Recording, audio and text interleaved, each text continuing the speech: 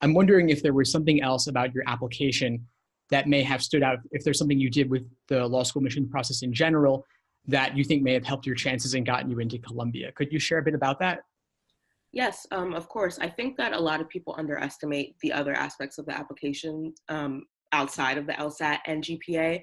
And what I wanted to do was make sure that every aspect of my application was memorable. And so I put a lot of effort into my personal statement and a lot of effort into my diversity essay. And I tried to make them as unique as possible. So, for instance, with my personal statement, I had a very strong story of how human rights issues relate to my family because I was interested in international human rights law, and my family's from Nigeria and had experienced several human rights issues.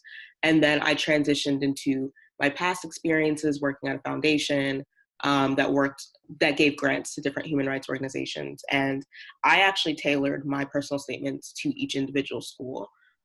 So while I had one generic template, I tailored it with specific professors and courses and clinics that appealed to me at every school that I applied to make it obvious that I had done research about the individual school.